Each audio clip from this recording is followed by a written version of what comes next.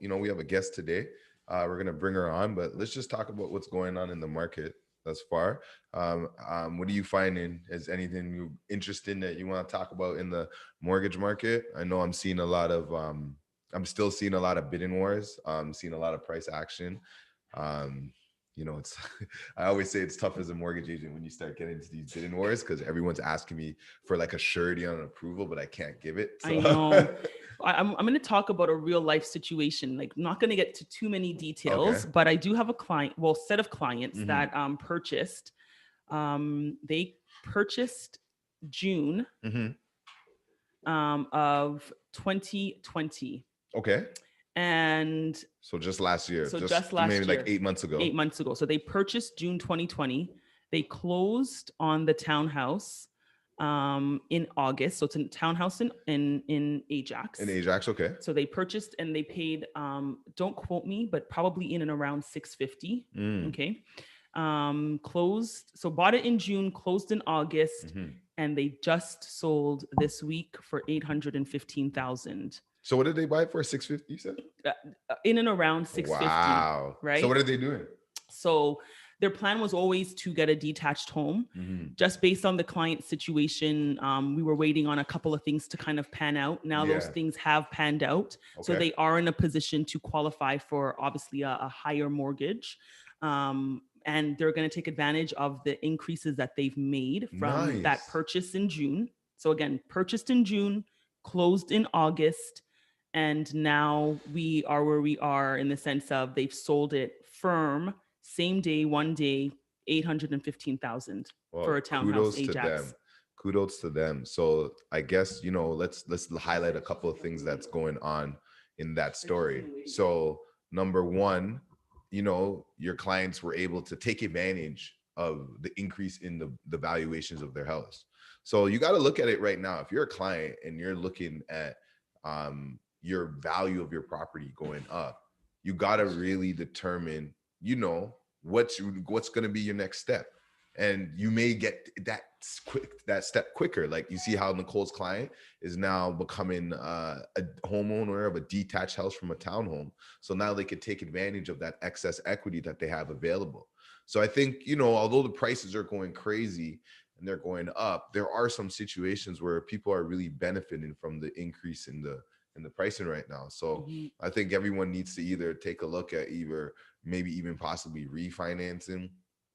If you're in a variable rate, start looking at seeing if you want to lock in, because it looks like rates might be creeping up a little bit. Yes. And yeah, like take advantage of this equity because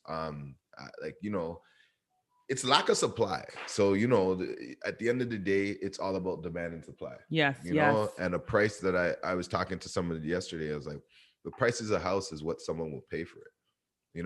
What's Yeah. something worth? Exactly. Yeah. It's not what it's worth, it's what someone will pay, right? So you can't really sometimes determine what you're going to be going with and how the valuation and how you're going to be assessing your current situation. So kudos to your customer. Like I'm Yes. very Yes. that's a great situation. Yeah. So, But now now they got to find a now house. they have to find a house. That's it. That's it. That's it. But yeah, that's real life situation. It's just like, 8 months, as you Mhm, said, from the time when they signed that initial contract to where we are today. mhm, It's unbelievable. Like I know people who are kicking themselves, in the sense of saying, I wish we had, jumped in the market sooner. mhm. And what I will tell you, at the end of the day, real estate is something that I strongly support, strongly believe in. I know Jason strongly supports and believes in it as well. But, you have to get yourself prepared. You have to build the confidence to just get in. Right. Yes, Yeah. and then you got to take those steps. So I guess let's just talk about some of the recent news that I'm seeing that I was paying attention to this week. So before we bring on our guests, there's a big, what we need in Canada and what we're seeing is we need a surge in supply. So I'm Mhm. looking at this article from Yahoo Finance. A big surge in supply is what Canada's housing needs to slow down. Because what I'm seeing is that there's just lack of inventory. A house goes up, it's gone. There's 60 offers on a house. So what do you think? Some of the things that maybe the government or we should take into consideration now that there needs to be more supply. Like do you think there needs to be some sort of like brand new agenda from like the Canadian government to bring on a whole bunch of housing, or like could that even cause some imbalances in the market that we don't want? No, I agree with you, and this is why we have to figure out a housing solution, right? Mm-hmm. And that's a bigger conversation, Mm-hmm. even outside of what we're having at the moment. But there needs to be a housing solution in the sense of saying, how do we help individuals with this affordability? How do we help people with the marketplace? So many different things to kind of look at as far as figuring out solutions and options for people coming in, because when we're looking at it, Mm-hmm. 815,000 for a townhome, when we look at the type of income that somebody needs in order to actually even qualify for that, we're going to start looking at it. It is going to be putting it on the fringe of having higher income earners, right? So then my only concern is what ends up happening to that middle ground client, that Mm-hmm. client that perhaps makes 60,000, that client that probably makes 80,000, Mm-hmm. and that's their top end. Realistically, for people to get into the actual market, what ends up happening is They need a they need significant amount assistance, of, yeah. significant assistance, right? But you have to look at it on this side. If you're going to say Toronto's going to be a world-class city, like, New York, London, Hong Kong, these places, like these prices are elevated as it is, right? Yeah, yeah. So it's like you can't have a city that's going to be a top ranked city, but then still want affordable housing because the city can't grow in that sense. So it's like we have to also determine like, what makes sense for our economy and what we Yes. want as an individuals. Because, on one hand, I would say I agree with you, but then part of the reason the prices are growing is because the city is growing. But then, okay, so I agree with that. But then we have to talk about inflation and Mm-hmm. wages. This is why I say this is such a bigger conversation than just even what we have, right? It's the wealth effect, Because, though. but it's true, but it's true. It's like, are people then getting adequately paid? Like, what Yeah. does that look like? So that people can afford to live in this, big city, and then outside of that, it's reminding people that, we, the country, Canada, doesn't only reside around Mm-hmm. certain cities. There's so many other places that people can look to. And this is conversations I've been having with my clients as well lately, is saying, okay, you can't afford now Durham. Mm-hmm. Where else can you look? Mm-hmm. You can't afford Peel. Where else can you look? Yeah. Being open to new locations, Yeah. being open to understanding that real estate has no borders, Yep. in the sense of, you don't have to buy real estate here simply because somebody else bought it here. Yeah. I know people who have successfully, remain renters in the city, but then own property in other parts of the country. So I think these are the types of conversations that need to be brought up, need to be explored, and give people the opportunity to start thinking outside of the box, because people get so caught up in thinking that you can only get into real estate one way. Yeah, so let's, like, what, now that we're on it, like, I'm just gonna, let's talk about like a couple of tips people can take in order to determine, to work with somebody, right? So as an example, like, maybe you need to find a co-signer, work with somebody, and help you increase that value of your approvability. Yes. Right.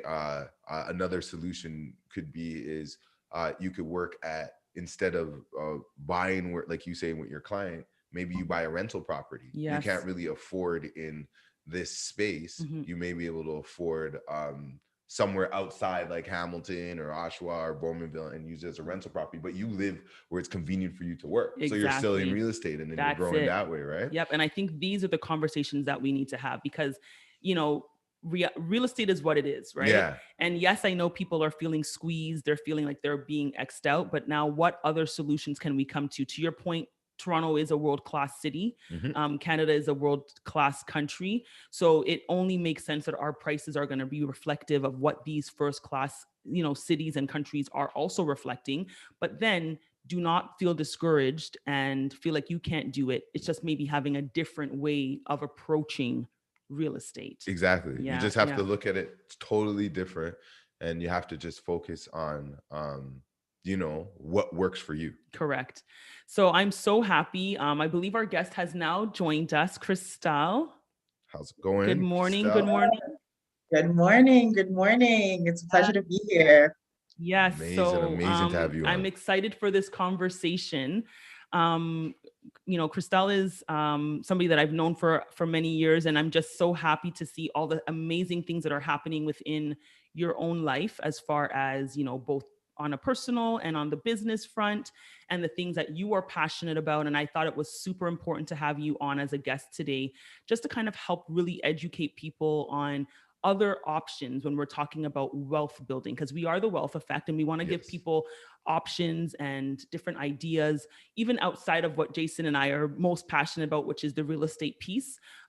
Because if we're trying to really push the community forward, it takes a full tool pan. Let's put it that way. Some people might be the hammer, some people might be the nails, the screws. As a metaphor. So not everyone is going to be a hammer. Not everyone's going to be, the screws. There has to be a good mix, and I think this is why your conversation is going to be a well-needed conversation for this show and for our audience, because it lets people know that there are other things that they can think of that are outside of the box, that help to build community, help build wealth, and help build legacy. Okay, so thank you again, Christelle, for joining us. If you want to give us just a little bit of a background of who you are, so that everybody gets familiarized. Absolutely. Well, thank you so much for that lovely intro. It's an honor for me to be here. I love, the discussions that you guys have on the wealth effect. Needed conversation for the community, and I'm just really honored to be here. So yeah, just a little bit about myself. So I am recently appointed as the new president of the Canadian Black Chamber of Commerce. Congrats. And yes, thank you, thank you. I'm extremely excited and happy about some of the forthcoming initiatives that we have, and really working forward to really, on a national level, making sure that Black entrepreneurs across Canada are getting the right support that they need to grow their companies and businesses. So in addition to that, so actually prior, if I go just a little bit about myself, I am an entrepreneur. I run my own company as well, where I run an agency where we specialize in corporate partnerships, digital strategy, and crisis management as well, with businesses and different organizations. And we just develop different strategies and to implement and grow their platforms. And then prior to that, I actually have a lot of corporate experience. I have a finance background, so I worked in a lot of financial institutions in different capacities to really help develop different products and programs. So yeah, I kind of have that marketing, finance, tech background. And then now I kind of combined all of those things together, because although I was always working professionally, I've also always been involved on the community side. So just helping out with different initiatives at the government level as well. Perfect. And then for those of you who may not know, Christelle is also a francophone, right? Yes, Which is yes, great. And the reason why I love it, because a lot of people neglect to appreciate the Black francophone population that we have here in Canada. I think we all take it for granted that everybody is English speaking, and but there are so many different countries that either migrated to this country that are of francophone background, or simply you could have been born in another province, right? So when I met Christelle, she was pretty newer to the Toronto scene. Do you yes, want to kind of yes. give us some background on that as well? Yeah, absolutely. So I'm originally from Montreal, and I moved to Toronto probably about 6 years ago. And I transitioned here. So I grew up there and living in different cities. And so when I moved to Toronto, one of my key things was, luckily for me, I was able to kind of transfer with the company that I was working with. But what really propelled me to move here was just, every time I was traveling to Toronto, I just felt that, there was kind of that growth here, a lot more opportunities, especially for the Black community. But yeah, I mean, I think, to your point, Nicole, we have that large French Black community that's in Canada.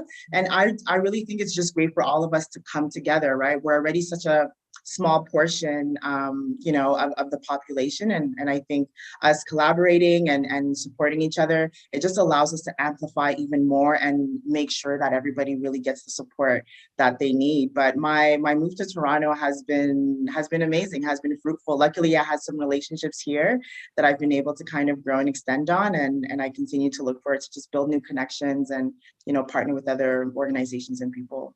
Yes, I absolutely love that.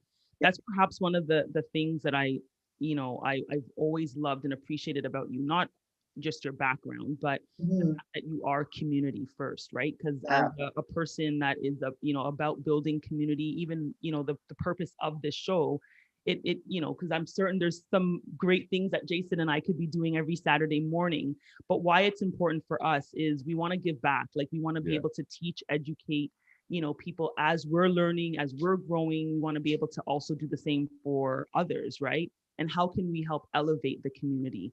And that has been something that from the jump, I feel like you've always been very consistent and continue to grow on, which is why I'm not surprised that you've been appointed your new role as the president of the Canadian Black Chambers of Commerce, which is amazing.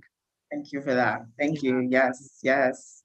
So some icebreaker questions. Yes, kind of wanted to know, because we're obviously in the social world, and we want to see who and who's following who. Yes. But what are 3 Instagram pages that you follow and why? They could be a vast majority, a variety, if you want to put it. Yeah. Yeah. Okay. Let's dive in. So I would say top 3. So I follow this page called Lala Delia. So her page is, all about vibrating higher, tapping into your spirituality to allow you to manifest, things that you want, but also just from a conscious standpoint. And I'm a pretty spiritual person, so I really, really enjoy that about her page. Another page that I love is Afrotech. Afrotech, yes. I love everything that they have going on with that whole team with Blavity. But Afrotech is great because I'm super interested in terms of just seeing Black businesses, whether they're securing VC funding, how they're scaling, how they're able to grow, and the fact that they're highlighting all these Black businesses. I love seeing it, and just it's inspiring, and I love all the work that they do. And then the third page is this page called Black Girl Ventures. And I absolutely love that page because what they have there is really interesting. It's just this whole network of Black female entrepreneurs, but they also tap into securing funding, especially because one of the things we're realizing now is, although there's this huge growth with Black entrepreneurs, one of the things that we're lacking is capital. So how do we make sure that these companies are getting the right funding, visibility, and grants opportunities? So that page is really interesting to see because it's really focused from a venture capital standpoint, which I'm really into, just from from investing and just my personal interest. But those 3 are the pages that I absolutely love. I love them. I'm going to be following them after we finish the show. Yes, definitely. So you said the venture capital one. Yes. That one sounds interesting. Yeah. Yes. We're gonna go on to a break soon in like a minute. So I feel like if I ask the question I want to ask, it's gonna get cut off. No problem. We're just gonna reintroduce this show. I'm Jason Allen John and this is Nicole Williams, and we're the Wealth Effect. Yeah. And we're proud to present a wonderful guest on the line, and we're talking a lot of things regarding the community and business, and I have a hot question that I'm ready. I gotta say it. Like I'm just sitting here. So maybe say it, and then we'll give her the opportunity to think about it over the break, and then she can answer. Okay, so I think obviously we're in finance too, so I do a lot of business financing on my end, and work with businesses on trying to get secure financing. Amazing. And I feel sometimes that the issue is structure, is having people understanding how they need to structure themselves or their corporations or their businesses for growth. I find that a lot of people deal with their current situation, but don't look to see where they're going to be in 5 years. So then when you need capital and need money, it's hard to get it because you're not set up for that. Right. So yeah. So again, so 5 seconds. So you can think about that. Okay. Think about tips that you can share with us that helps them get prepared. Got it. Okay. This is Jamie Sparks, and you're listening to ILive Radio, changing the way you listen to radio. Hey, this is Jermaine Robbins, and you're listening to ILive Radio, changing the way you listen to radio. Yo, this is Kiana O'Quinn, and you're listening to ILive Radio, changing the way you listen to radio. This is Lavinia J from the UK, and you're listening to ILive Radio. Attention, all musicians, bands, associations, clubs, and organizations that represent collective styles of music across Canada. Now is the time to rebuild our collective music nation. Genres like hip-hop, R&B, jazz, non-profit organization committed to the development of collective music. Free memberships are available now. Collective Music Nation, one voice, strength in unity. This is Miss Care keeping you connected with your ILive 5x5, brought to you by ILive Music, sponsored by Independent Hype, and powered by The Hook Entertainment. Contribute to the conversation by using hashtag ILive5x5. For the latest and greatest in soul music and more, stay tuned to ILive Radio throughout the week. Connect with our team at iliveradio.com or follow us at ILive Radio across social platforms. The number one hit music station. You're listening to ILive Radio, changing the way you listen to radio. ILive Radio. And we're back. Again, this is the Wealth Effect Show featuring Jason Allen John and Nicole Williams. We have our guest on the line, Christelle Francois. Do I got that right? Yes, you did. Perfect. Yes. Perfect. Thank you. So I was you were talking about what was the last page you followed? The venture? Yes, Black Girl Ventures. Okay, so Black Girl Ventures. So I know that, one of the weaknesses in our community is getting access to funding. But one of my things that why I find that we don't get access to funding because we're not set up for that long-term vision.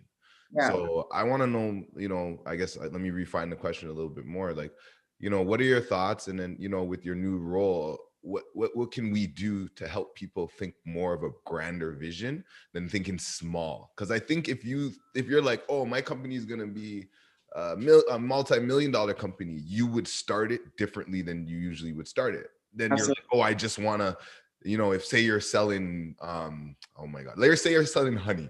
Yeah, and you're like, I'm selling honey. I have a really great honey recipe, right? And your friends love it. So you set up your business, but your business is, sole proprietor, not incorporated, no insurance, no nothing, just to sell your honey to people, right? But it blows up. And now all of a sudden you need capital. Because I remember when I was a commercial banker, we would call it like over trading if you grow too fast, but you don't have resources, right? So what kind of things you think that we can do and help the community and just be more prepared to build your business for that growth? Because I think that's what stifles a lot of people is just not being prepared. 100%. I think that's a great question and a great point. It's interesting because I think, oftentimes, we tell entrepreneurs the first thing you want to start with is actually having a business plan. But you'd be surprised, a lot of people don't actually want to take that time to develop the business plan. And the business plan, it actually forces you to ask yourself those specific questions. Like 5 years from now, how do you want to grow your business? What do you anticipate? And it allows you to kind of define and iron out what that scale proposition can actually be like, so that way, once you are ramping up, year over year, you could either see, are you actually in that same projection that you initially, established, or do you need to modify it, right? So one of the things actually at the Canadian Black Chamber of Commerce is we actually have this program called Mastermind. And what Mastermind is, and I think this could be a great resource, whether it's through the program or whether people choose to, explore this on their own. It's a program where we have, it's a cohort where entrepreneurs of different levels, whether you're at the beginner stage, maybe the six-figure stage per year, and then we have some at $1 million phases per year. And what we do is we really help them figure out how to actually scale the business, right? What are the pain points to identify? There's mentors, there's C-suite, advisors as well, that from different, companies as well, to really help them understand, okay, how do I now get to the next level? What does that look like? Because, what you said was so key. When you're actually going to these banks, they're going to ask you for a business plan for one. They're going to ask for your financial statements. And so I just think doing that preliminary work is critical. And if people don't necessarily know how to, there's resources online. There's BDC offers a free business plan template that's available. I think Futurepreneur as well offers those resources. So it's just something that, identifying that if you're not able to, just know that it's a weakness of yours and just get someone to help you at least figure that out so that you can get to the next step. Because everyone might not, know how to maybe get started on that. Yeah, that's true. That's true. Like all those resources are great. And I think that's what people have to tap into to look at their business, right? Because there's so much opportunities, like, for example, like going through this pandemic, some people weren't able to access some of those government resources just because you weren't even set up properly. Right? Exactly. And it's like everyone, I feel like, has a fear of paying taxes. It mind boggles me because we pay so much taxes, but it's about structure, right? And it's key for organizations like yourself, Black Chamber of Commerce. And I'll be honest with you, I have never joined one. I know nothing about them. So I think I need a little introduction. Like, what do you guys do? What is it about? I always read in books and it'll be like, oh, you should join Chamber of Commerce to try to get to know people. And I've never done it in my career. And I think that's a bad thing. So people don't follow me. So this is a good segue where we can, talk about the Canadian Black Chambers of Commerce. And obviously we've said it that Christelle has just recently been appointed as the new president of the chamber, right? So do you want to tell us a little bit about the chamber and how we can join? Yes. I should join and too. Why? Yes, definitely. So, the chamber, the Canadian Black Chamber of Commerce, what we are is really, our focus is really to be the hub and the ecosystem heart of the Black entrepreneurs across Canada. So we're a national nonprofit organization, and we provide everything from resources, training, access through different programs with some of our corporate partners. So we have, different incubators, and we, on top of that, we also partner with government officials and government entities to also advocate and push forth from a policy standpoint. So that's the other thing that I think is critical for people to understand is not only are we making sure that we're providing those resources, but we actually are engaged and involved on federal, municipal and provincial, pre-budget consultations, and we advocate and push for policy specifically for the Black community from a, economic equity standpoint. Yeah. Well, that's amazing. So are you guys involved in a lot of the things that are coming out in these programs and what Trudeau announced, like, what was it? I think it was like September, maybe?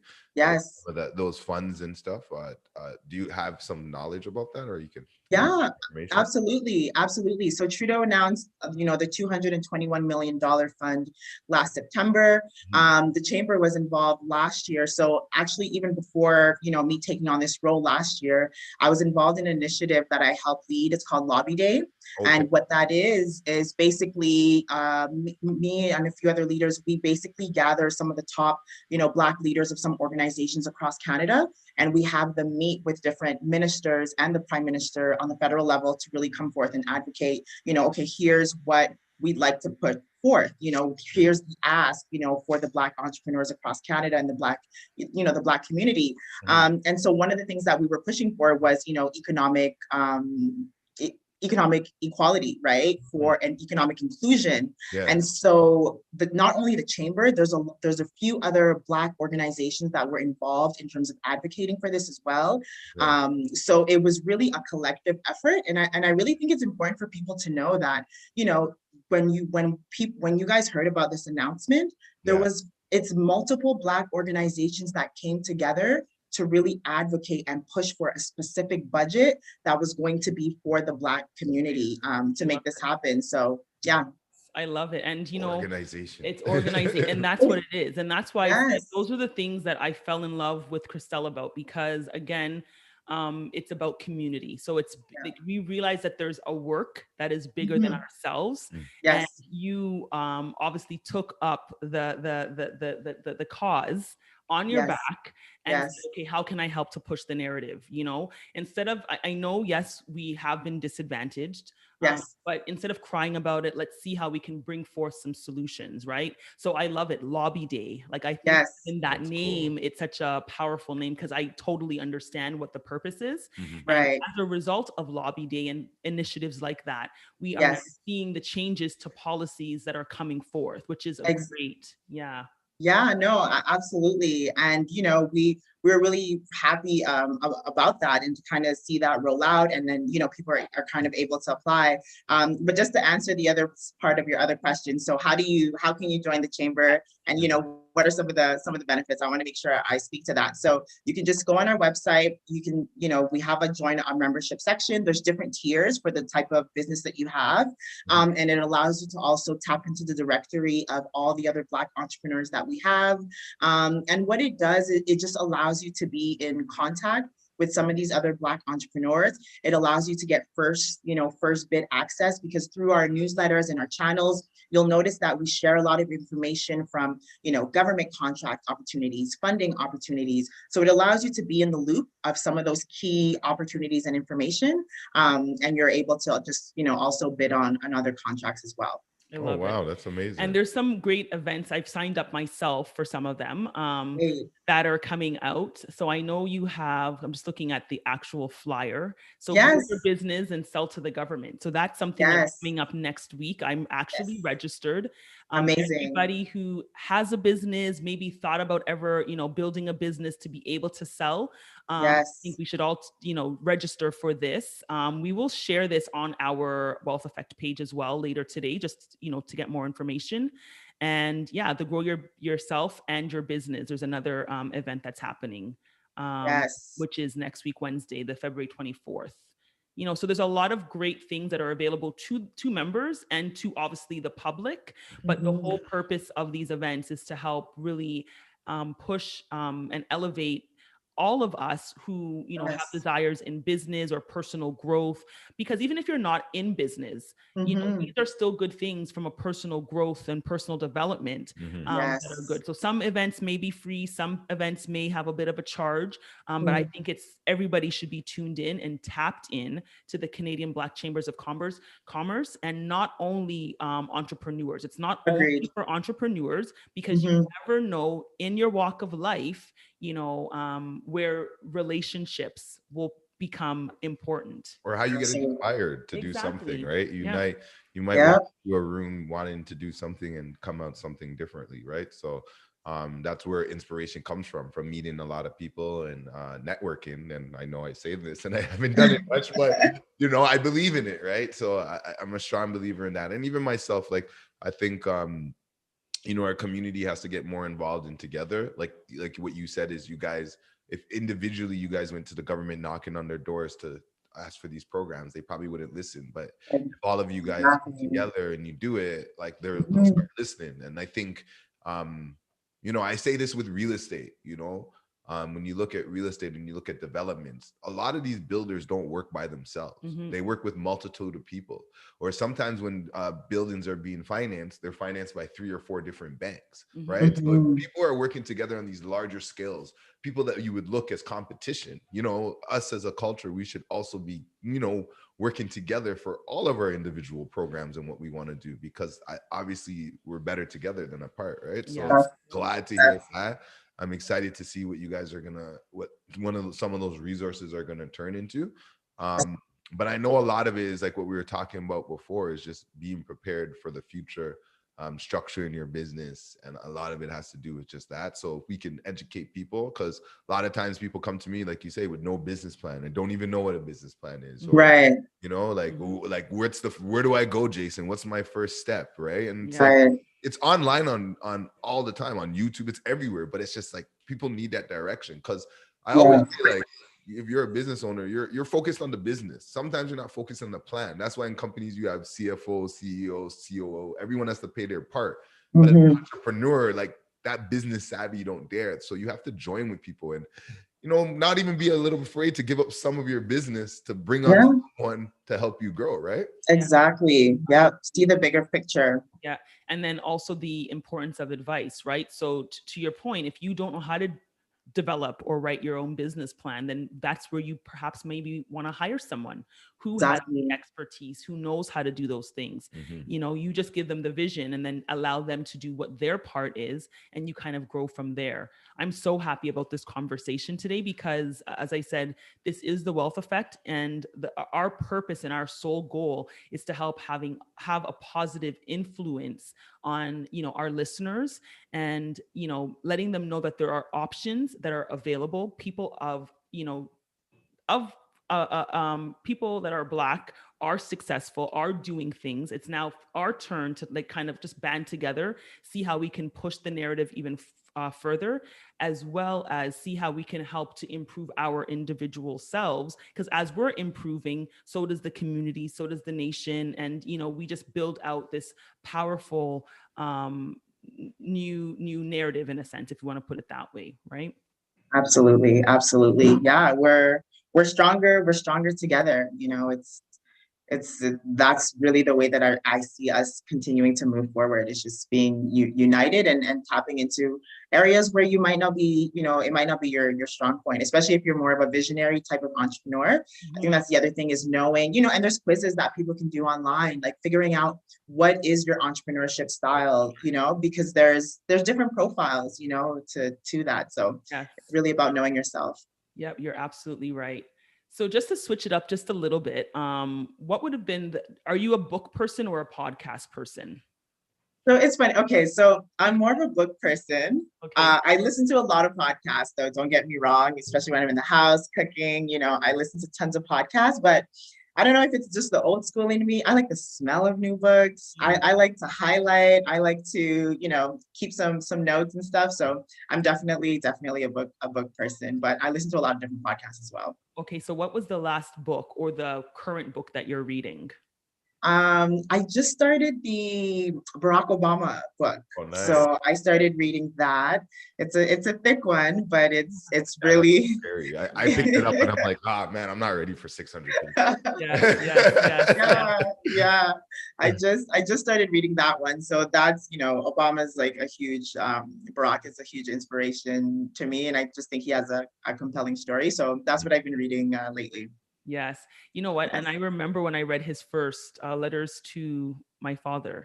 Yes. Yes, that first one. That one was amazing. I don't know if you read the very first book that he wrote before he even became Senator Barack Obama. I think it was released as he was a senator, but he had written it prior to that. I don't know if you read that, but that was an amazing I didn't read book. that one yet. Okay. I read. Yeah, I can only imagine what the new one would entail. But it was so raw. So, so I definitely have to pick that book up myself. Yeah, I want to read it, or I might audio book it if he's his voice. Yeah, I like listen to them when it's the author is the voice. Yes, I like that. I'm a mix. I like both. Yeah. So for me, my preference when I really feel like I'm going to be learning something in a book, and I actually will read the physical book. Similar to I highlight, I'll take notes. My book will be all tattered, like you'll see it, right? But if it's something that I know I probably read already, or I just want a refresher in, then I will listen to like the audio. But my first go-to would be the actual book. Right now, I have the Cicely Tyson book. Yes, so that's what I'm working through, in addition to some other like more personal development books. But that is my like on my coffee table, by my bedside, like with me when I'm reading. I have to read that one too. I heard great things. Yes, and what I find so amazing about that, just to kind of segue in with that as well, is the fact that she released the book 2 days. Is it 2 days or 3 days before she ended up passing? So wow. I'm like, this is a book that, like, in her own words, she probably had somebody help her write it, but it was in her own words. It's her own story. I'm like, what a great way, like, what a great gift for her to give the world right before she passed, Probably has some amazing stories in there. Yes. So I also wanted to get into your actual firm, because I know we spent some time talking about the Canadian Black Chambers of Commerce, which is great.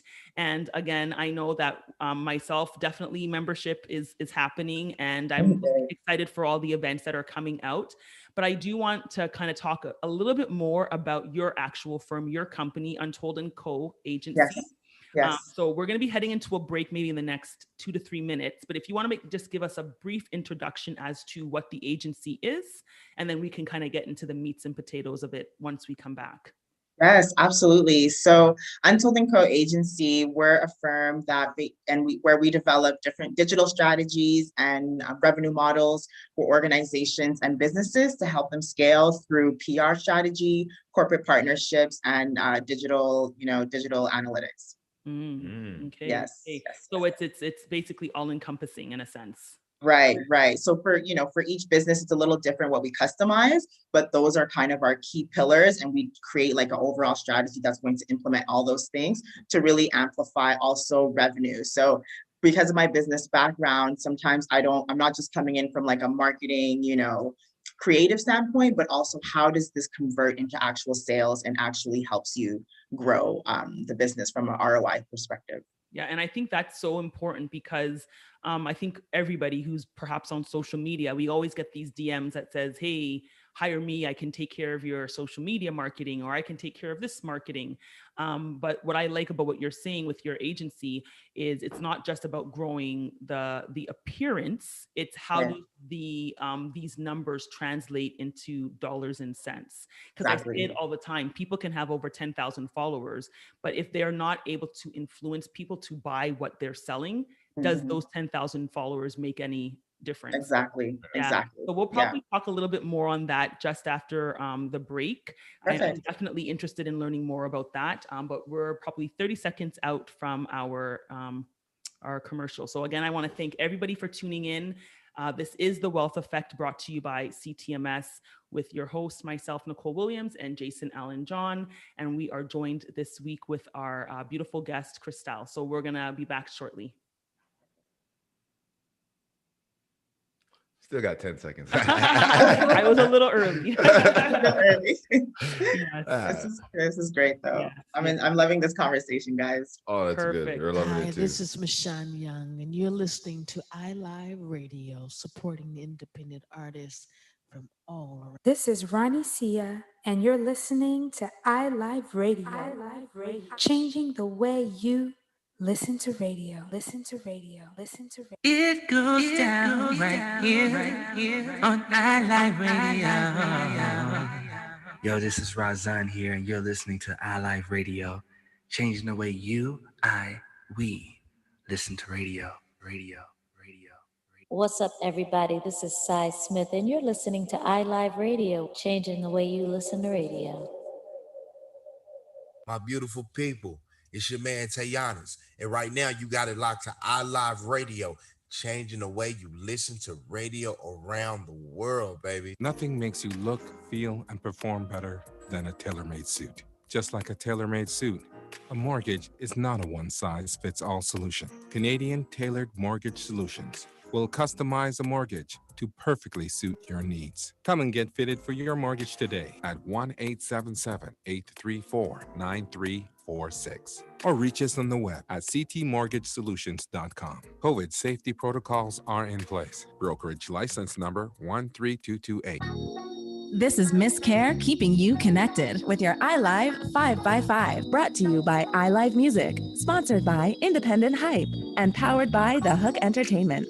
Contribute to the conversation by using hashtag ILive5x5. For the latest and greatest in soul music and more, stay tuned to ILive Radio throughout the week. Connect with our team at iliveradio.com or follow us at ILive Radio across social platforms. You're listening to ILive Radio. Here are some words of wisdom. Don't change your station. Don't change your station. Welcome back to the Wealth Effect Show with Nicole Williams and Jason Allen John, sponsored by CTMS. We got Christelle Francois on the line, and we're getting into just, you know, a little bit more about her own business. So I'm curious, like, what type of customers do you work with? Yeah, there's quite a range. So it'll go anywhere from, we have companies where it could be like an insurance company, different actual enterprise model companies where we help with certain like PR and marketing opportunities. And then we'll also work with individuals. So I have clients that, own their own restaurant. So how do we develop their brand to kind of scale that up and brand also, the chefs and the restaurants and things like that. And I have clients also, that are, just independent, they have their own personal brand and that they are looking to, develop additional products. So and that really varies. And then we also work with other nonprofits, so socially driven organizations as well. So for example, when I speak in the capacity of corporate partnerships, so that's also from sponsorships. So I've worked with a lot of conferences where we've helped secure the sponsorship element of the event, of the conference. We've done events with Nobel Peace Prize winner Malala, where we had to secure, large funding. So it's doing the outreach to these corporate partners, negotiating the terms, and then also establishing what the actual marketing activation looks like at the actual conference. So that's kind of, another example. So we kind of have different types of clients. That's why I was mentioning it's really just customized and tailored for each business. Wow. I love it. I love it. And how long has the business been up and running?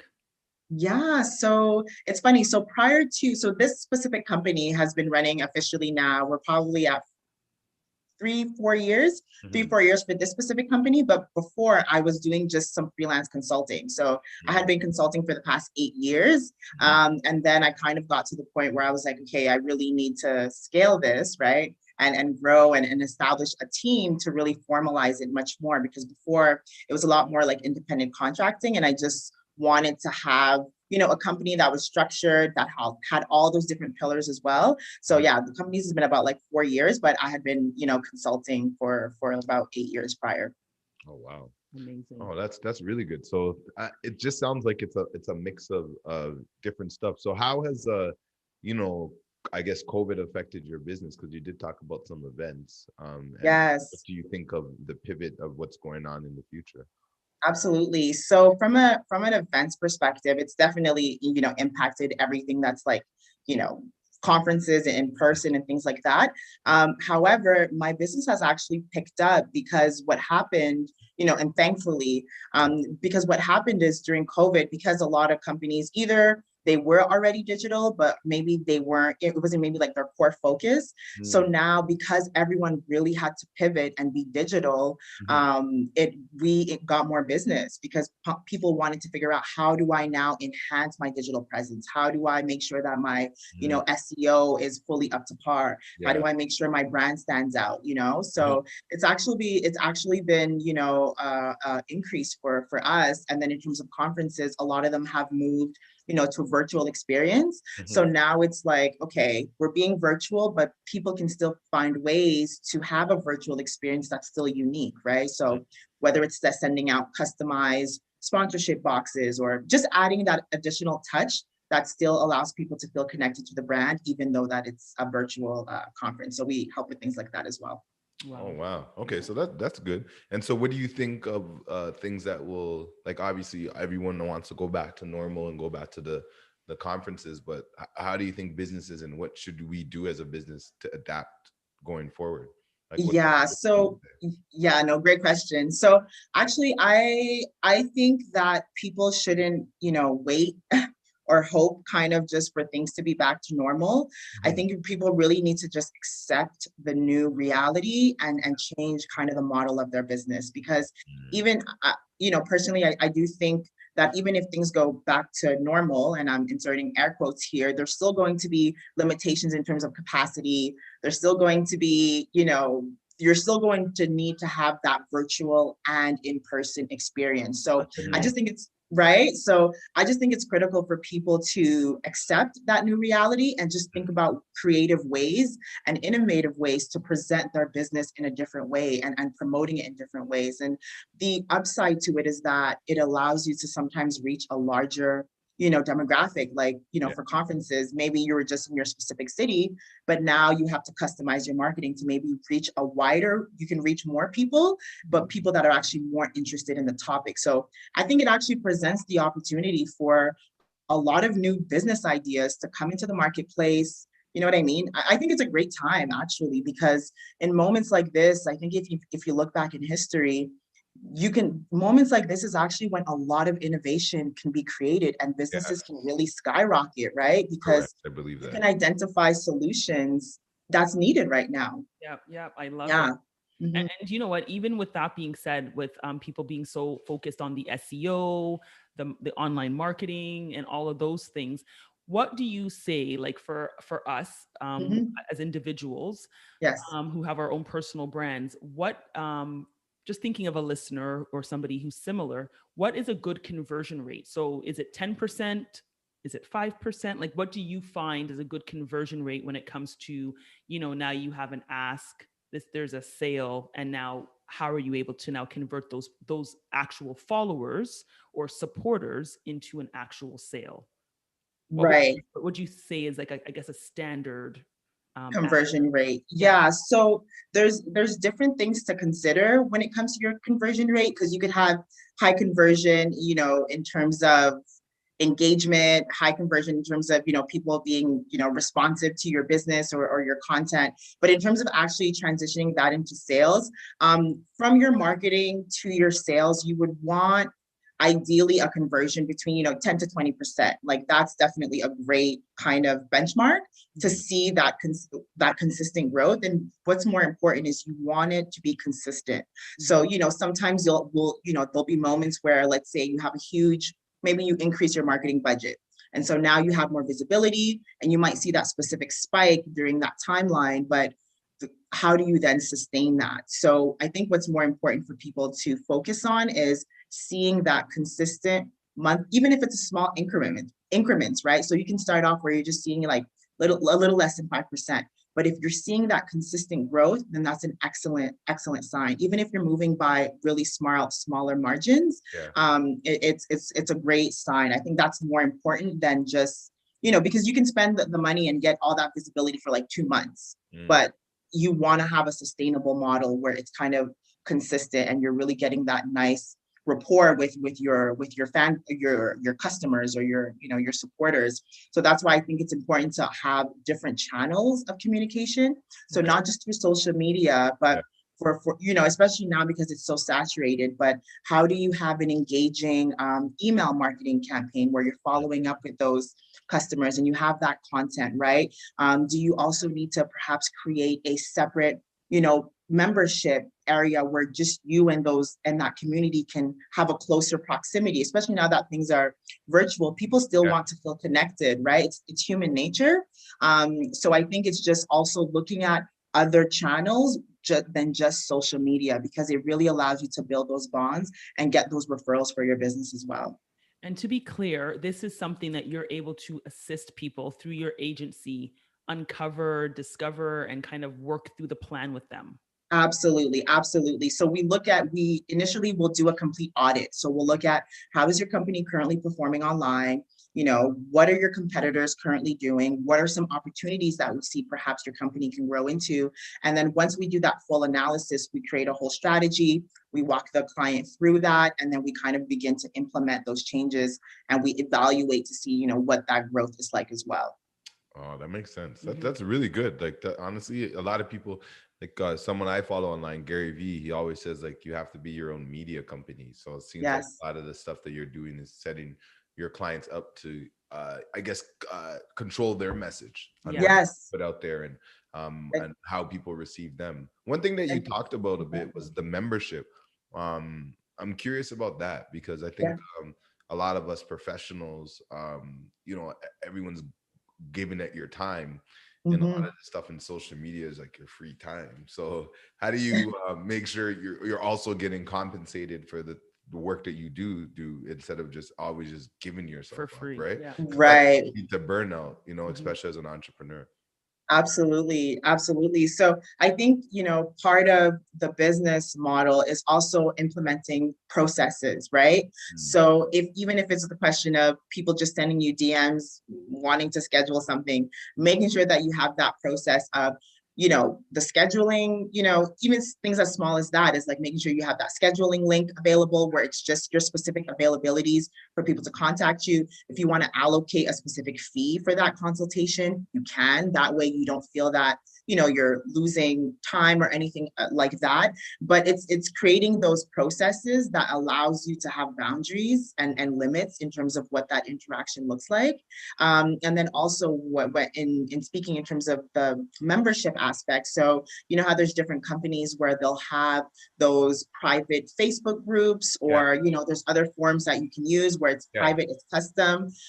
So sometimes even considering whether you're getting an intern or someone to help you, do the responding and the engagement, so that because especially if you have a business model where it's mainly about you and what you can do for the client, long term, it can be challenging because you want to make sure that you have a team in place that can help you, implement those things, and you can help with kind of continuing to grow the business and help it scale and help it grow. So I just think it's important for people to make sure that they try and secure some help for the responding, right? But implementing those processes so that you have an onboarding process. For anybody that's reaching out, you have to look at them as a potential client. So if they're reaching out to you, this person might be a potential client. Let's schedule that, maybe that free initial consultation call, 30 minutes. And then now the next step is, okay, are we discussing a potential proposal or contract, so that now they're an official client, and then you can kind of move on to the next steps. But that process really allows you as an entrepreneur to be streamlined. And then if you bring on an intern or an assistant, it's easy to delegate as well, right? So that you're able to kind of just keep moving forward. I love this. This is perhaps one of my, I'm not going to say my favorite because other people might be a little jealous, but one of my favorite conversations to date. Yeah, this one was good. It was deep. And the reason why I think because I think it's because I learned a lot, right? Because I think all the other guests up till now, I pretty had a good pulse as to their area of their expertise. Yeah. Right. This was a little bit different in the sense of I understand what you're saying, but it's still outside of my own personal comfort zone. So I'm so thankful for you. We are coming towards the end of the show, so we wanted to leave the last. Yes, we're gonna have to have you back for sure, right? I'd love to be back. Yes. So we're gonna leave you with the last minute or so, just to close off with anything that you want to share. Let everybody know how they can get in touch with you. They can connect with you. They can connect with the Canadian Chamber. Yes. Just go with that. Yes, absolutely. So anyone, in terms of connecting with us, the website is canadianblackchamber.ca. You can sign up with our membership and really begin to get access to some resources. We have some great upcoming Black History Month events this month, including next Tuesday, info session and myth busting session about how to sell, contracts to the government. You can find me on Instagram as lfrancois_. I'm sure it'll be shared on this platform as well. And my company is Untold & Co. Agency. So you can also find us on Instagram, and our website contact details are there. And yeah, I hope to be in contact with you guys more. All our information is there. I'm always available to answer any questions. And I look forward to connecting with you guys. And the Canadian Black Chamber of Commerce is really here to be a resource to all of our Black professionals and entrepreneurs across Canada. Perfect. Hey, what's up, Toronto? My name is Bosco, and you're listening to ILive Radio. This is Dwight Drummond from CBC News Toronto.